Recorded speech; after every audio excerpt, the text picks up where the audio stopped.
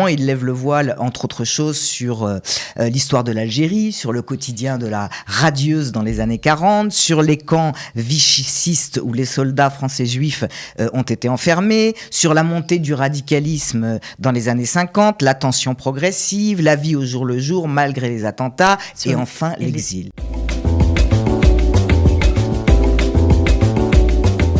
Les habitués du temps suspendu, publié aux éditions Fayard, écrit par Rebecca Benamou, c'est l'objet de cette émission, le Sefer du libraire, présenté par Nathalie Hirschsprung de la librairie Vice Versa.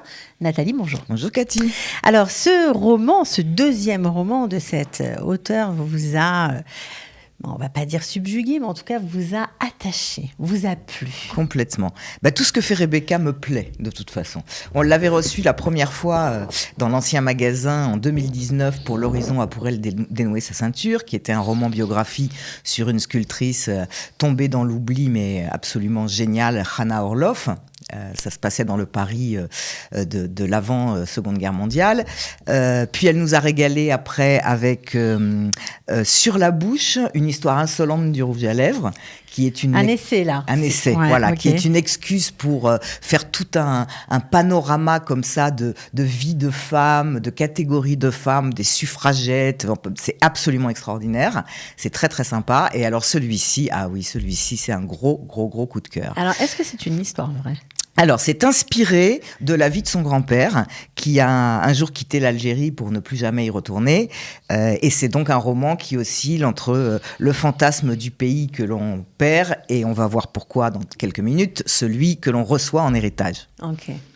Alors, le titre déjà, rien que le titre, les habitués du temps suspendu. Voilà, donc ça nous met en suspens. Nous Qu'est-ce que c'est que ce temps suspendu ?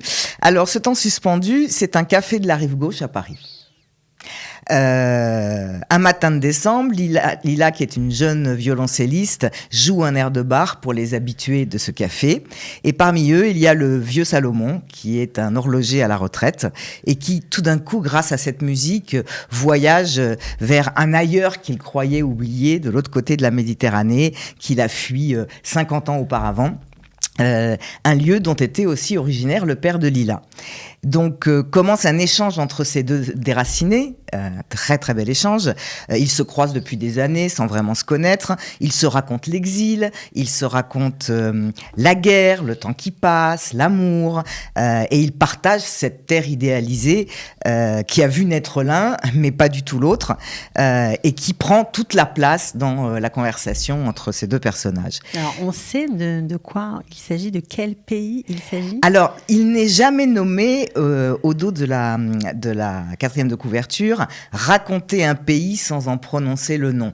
Mais on comprend assez rapidement de quoi il s'agit, même si il n'est jamais nommé, parce qu'il y a cette pudeur dans les souvenirs, dans l'évocation des souvenirs, de pas mettre des signatures dures sur les choses, de laisser le lecteur découvrir de quoi on parle. C'est saisissant dans le livre. Mais on comprend. Oui, évidemment. bien sûr, parce que ce roman, il lève le voile, entre autres choses, sur l'histoire de l'Algérie, sur le quotidien de la radieuse dans les années 40, sur les camps vichycistes où les soldats français juifs ont été enfermés, sur la montée du radicalisme dans les années 50, la tension progressive, la vie au jour le jour malgré les attentats, et enfin l'exil. Et les événements, évidemment. Bien sûr. Comme on appelle la guerre d'Algérie, les événements d'Algérie. Bien sûr. Ok, et l'exil. D'accord. Et l'exil. Alors, ce qui moi, m'a complètement séduite dans ce livre, c'est la douceur avec laquelle il remonte le cours du temps, la vie là-bas, le pays dont on ne prononce jamais le nom, comme on vient de le dire,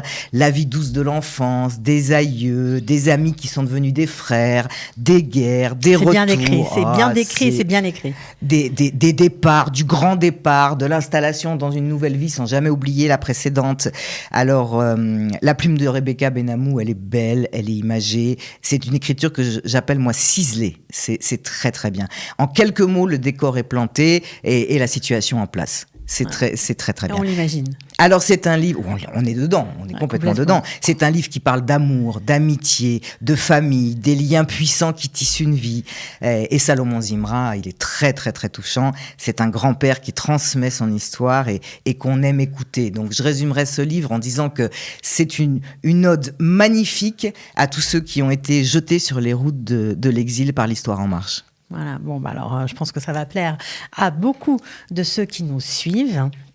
Alors, chaque semaine, on a l'habitude de lire un petit extrait. On ne va pas déroger à la règle aujourd'hui. Voilà, et il va être un tout petit peu plus long que d'habitude parce que Rebecca, on ne peut pas couper au milieu ce qu'elle dit. Quelques semaines plus tard, une nouvelle année scolaire commença, pendant laquelle ils ne rentreraient plus chez eux que les samedis et les dimanches.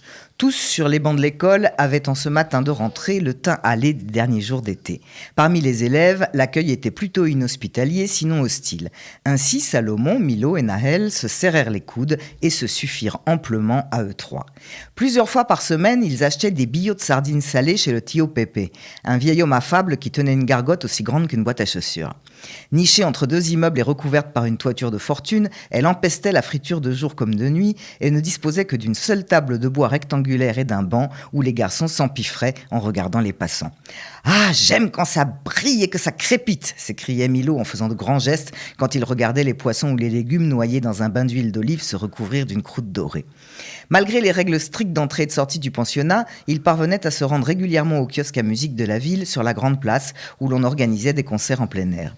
Dès que Milo entendait un morceau qu'il jugeait mal interprété ou qu'il croyait déceler ici et là quelques fausses notes, il pestait sans vergogne. « J'aimerais bien t'y voir à leur place sur l'estrade face à une foule de spectateurs au lieu de faire le malin, le taquinait Nahel.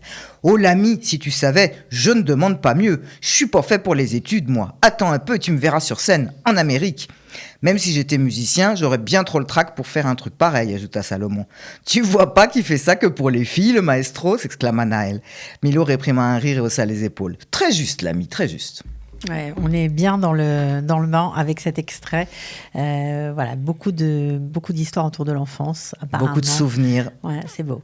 Très beau. Joli. Bon, alors, elle était à la librairie Vice Versa, vous l'avez reçue. Elle a eu beaucoup de succès. Les gens ont apprécié son intervention. Elle est charmante, Rebecca. Elle est charmante, elle est d'une grande humanité, elle est d'une modestie extraordinaire. C'est une toute petite jeune, hein, elle a 35 ans, je crois, sans vouloir dévoiler trop de sa vie privée.